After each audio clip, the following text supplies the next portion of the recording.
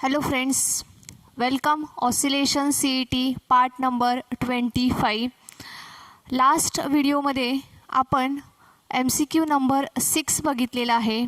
So in this video we will start with the MCQ number 7.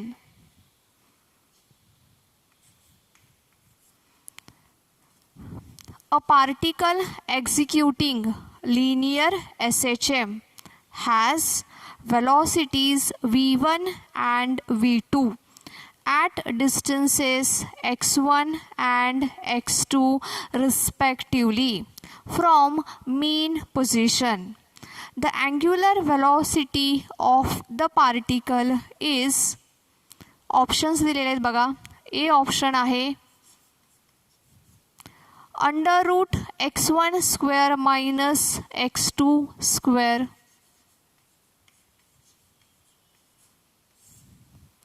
Divide by v2 square minus v1 square.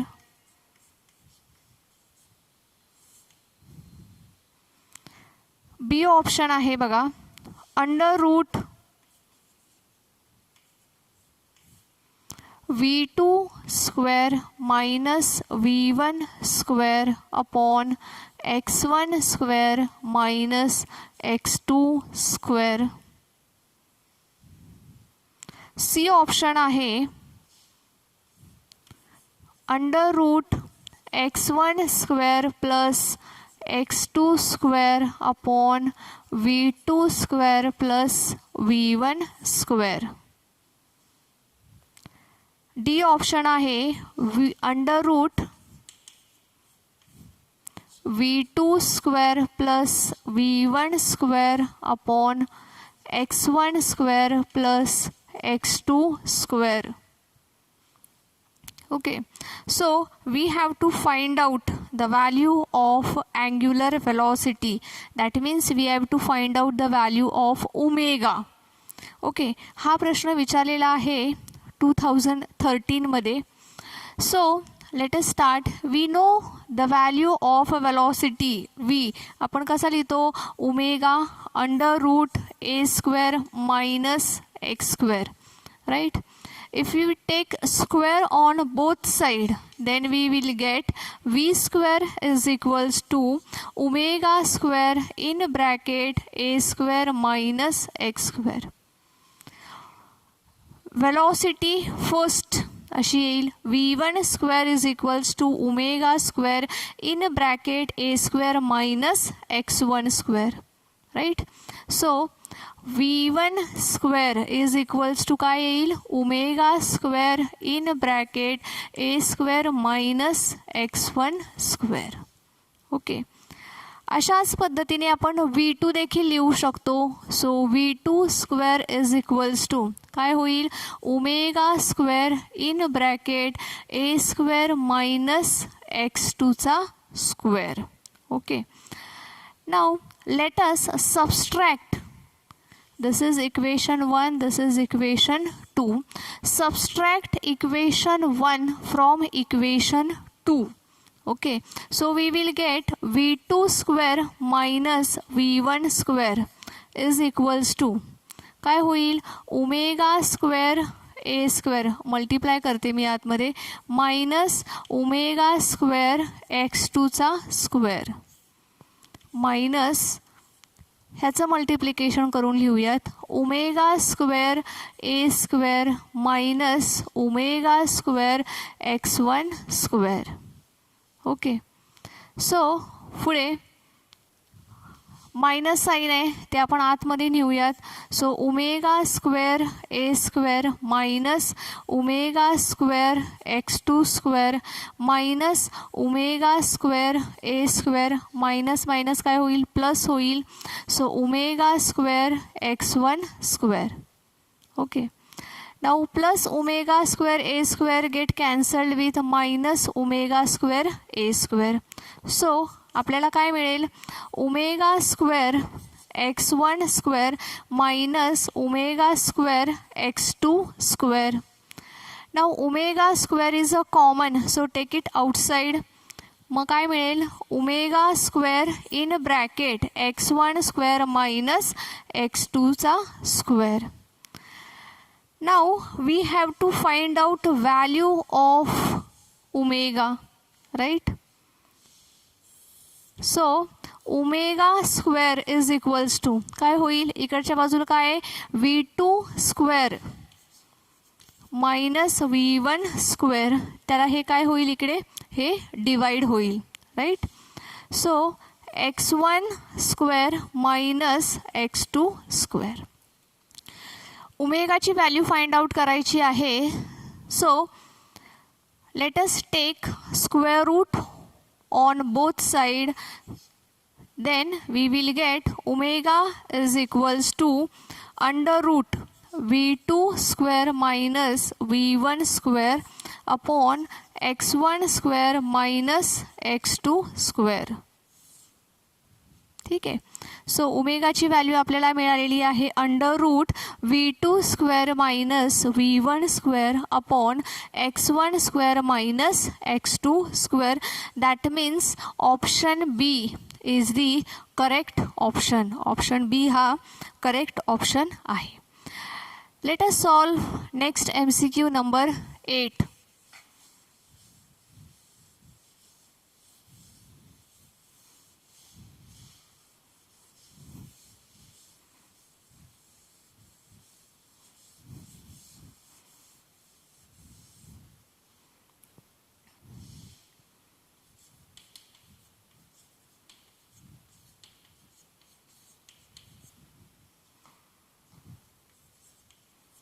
MCQ number 8 बघा. The phase difference between displacement and acceleration of a particle performing SHM is. हा प्रश्न आहे 2014 मधला. Options आहेत बघा π/2,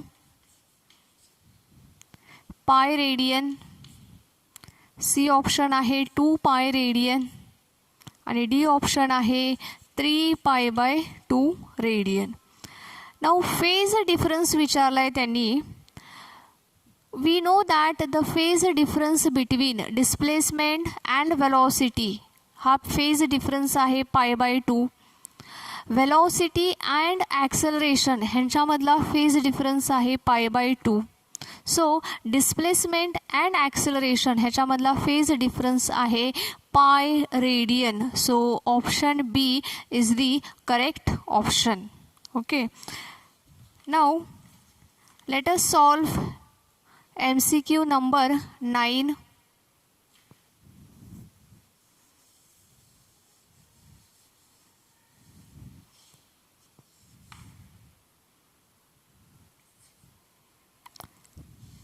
The average distance over a period of SHM is. Option आहे बघा. ए option आहे 0, बी ऑप्शन आहे ए, सी ऑप्शन आहे 2A, डी ऑप्शन आहे 4A. सो ॲव्हरेज डिस्प्लेसमेंट विचारले त्यांनी over a period of SHM. Now one period, that means the time required to complete one oscillation. So एक oscillation complete झाल्यानंतर होणारं displacement हे आहे 0. So option A is the correct option. Option A हा correct option आहे. Now let us solve MCQ number 10.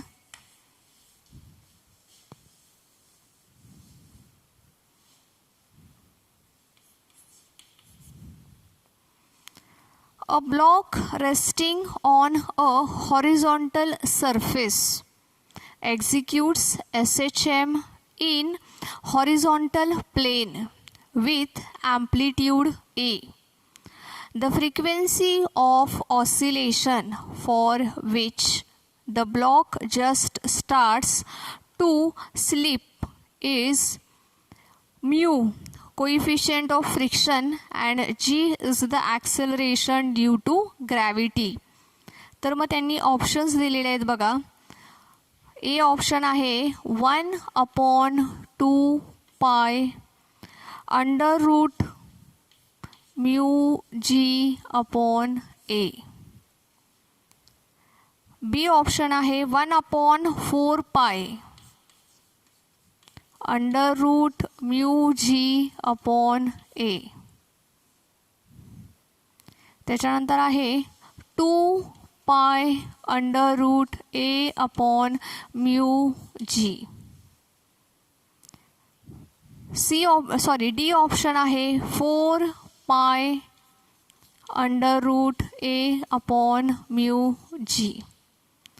Now students, we know that the force due to friction, that is F is equals to mu into N, where N is the normal reaction which is opposite to that of the weight of that block.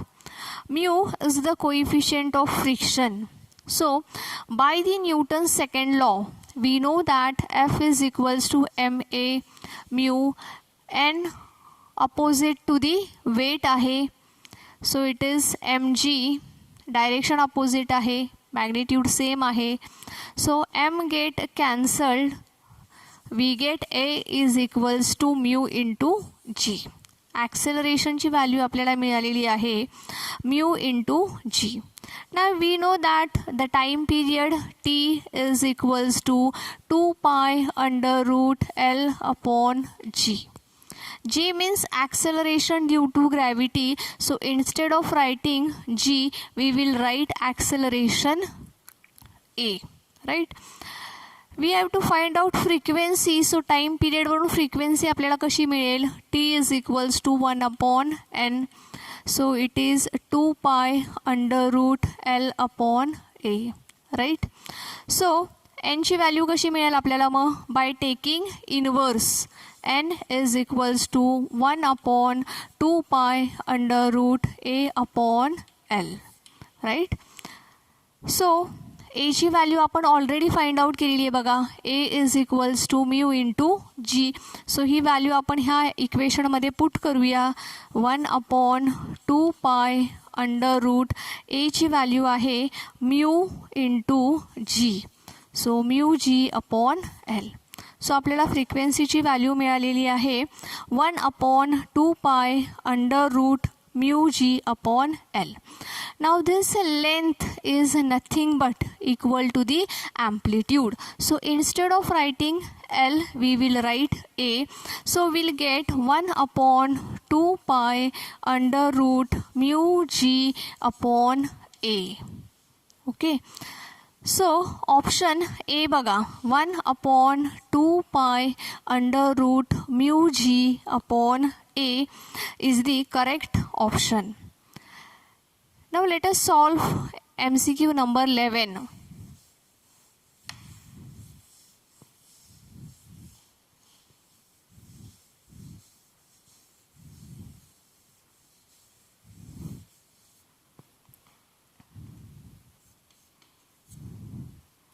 बघा, if the metal bob of a simple pendulum is replaced by a wooden bob of the same size, then its time period will be.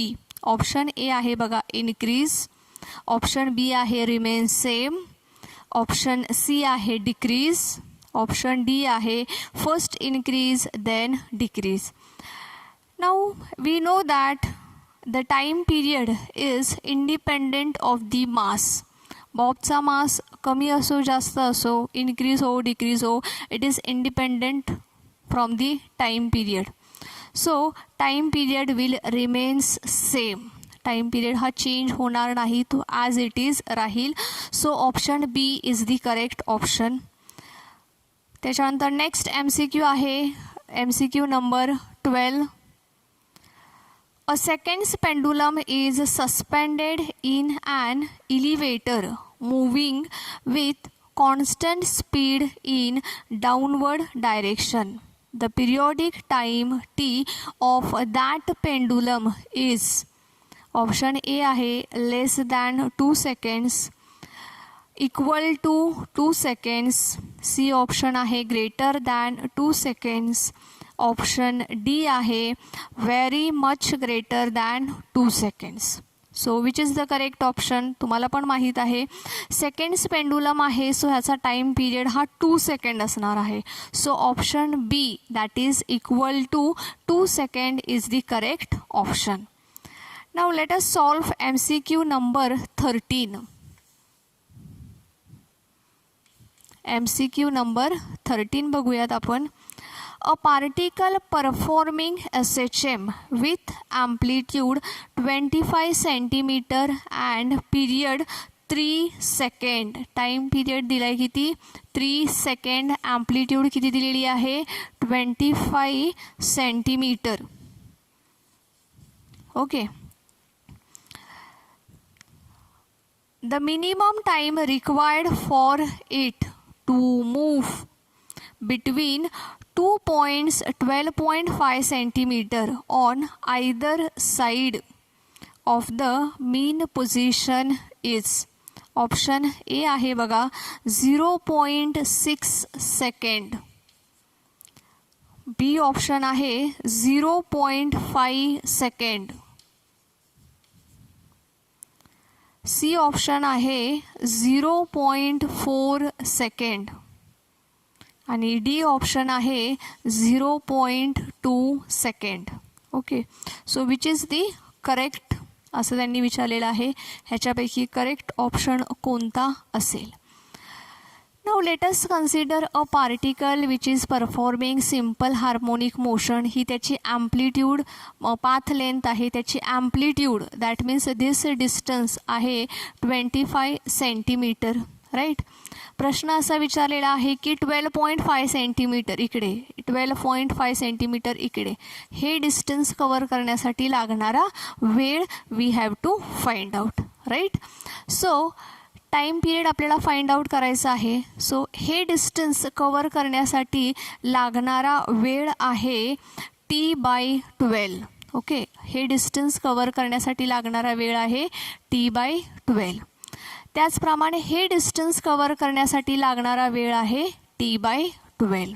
So total time period काय होईल मग? T/12 plus T/12. Right. T/12 plus T/12.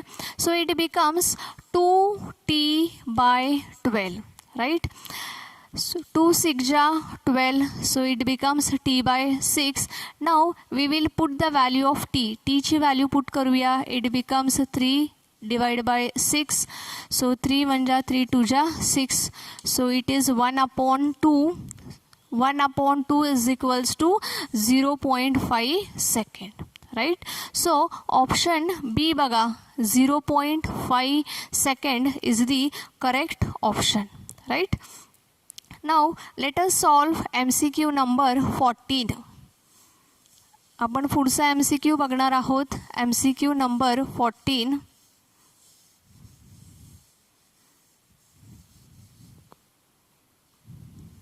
MCQ number 14 बघा.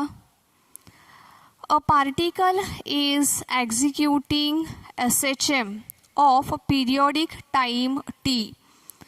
The time taken by a particle in moving from mean position to half the maximum displacement. त्यांनी किती सांगितलंय? Distance किती सांगितलंय? Half of the maximum displacement. That means A/2. Maximum displacement किती असतं? A. So X is equals to A/2. From mean position to half the maximum displacement is. आपल्याला time period find out करायला सांगितलंय. A is equals to T/2. B option आहे T/4. त्याच्यानंतर C option आहे T/8 आणि D option आहे T/12. Okay. Sign 13 ची value दिलेली आहे 0.5. Now we know that the particle starts its motion from the mean position, and when particle starts its motion from the mean position, x is equals to आहे A sin of omega t. Right. Now एक्सची value given आहे that is a/2 is equals to a sine of omega T. A get cancelled, so sine omega T is equals to half. Okay, so omega T is equals to होईल sine inverse half. Okay, sine inverse half that means it is π/6. आता ह्या ठिकाणी ओमेगाची value आपण ठेवूयात that is 2π/t into T is equals to sine inverse half that is π/6. Okay, now pi get cancelled with pi, so small t is equals to काय होईल, हा t इकडे जाईल, small t is equals to capital t इकडे जाईल, 2 into हे 6 होईल, 2 इकडे ह्याला डिवाइड होईल, so 2 6 12, so small t is equals to t/12. So time period आपल्याला किती मिळालेला आहे, t/12.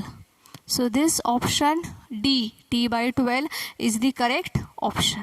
Okay, now let us solve MCQ number 15.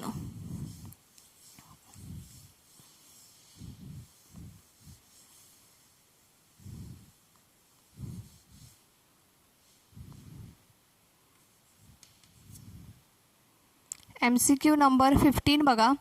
A simple pendulum is oscillating with amplitude A and angular frequency omega. At displacement x from mean position, the ratio of kinetic energy of potential energy is. Ratio दिलेला आहे बघा, x² a² minus x². Okay, बी option आहे बघा, x² minus a² upon x². C option आहे a² minus x² upon x². D option आहे a minus x upon x. Okay, so which is the correct option. आपल्याला ratio find out करायचा आहे kinetic energy with respect to the potential energy. Now kinetic energy आपल्याला माहिती आहे it is half k into a² minus x². Okay, potential energy we know that it is half k into x². Give equation number 1, equation number 2. Divide equation 1 by 2. Equation 1 ला 2 ने divide करायचं आहे. So kinetic energy upon potential energy is equals to half k into a² minus x² upon half k into x². ओके, so half k get cancelled with half k, so we will get the ratio as a² minus x² upon x². so a² minus x² upon x², that means option C हा तुमचा correct option आहे. So these are some MCQs which are asked in previous CET exams. Okay students, so thank you students.